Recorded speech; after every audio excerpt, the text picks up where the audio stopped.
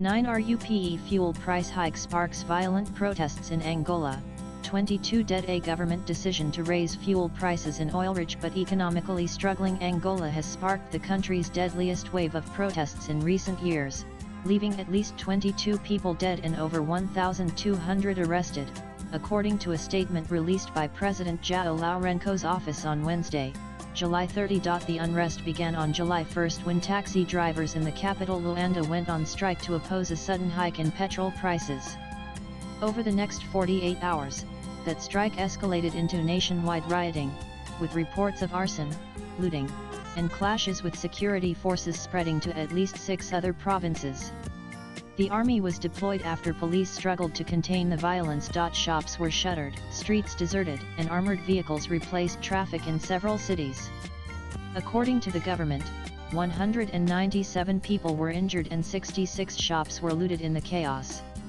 A 16-year-old boy was fatally shot by police in the southern city of Lubango while allegedly participating in an attack on the ruling MPLA party's office. The protests are being described as a response not only to the fuel hike but to years of economic hardship and political frustration.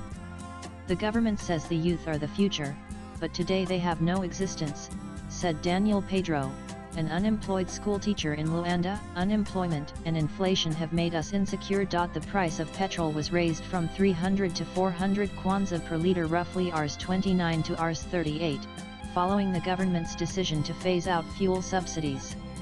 A similar subsidy cut for diesel earlier this month saw fuel prices jump more than 30, prompting minibus taxi fares to surge by up to 50.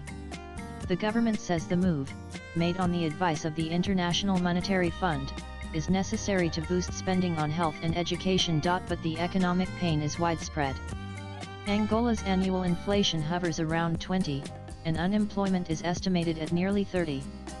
The fuel hike has pushed daily expenses beyond reach for many of the country's 36 million citizens. Swipe left for next video. The official response to the protests has drawn sharp criticism from rights groups and opposition parties.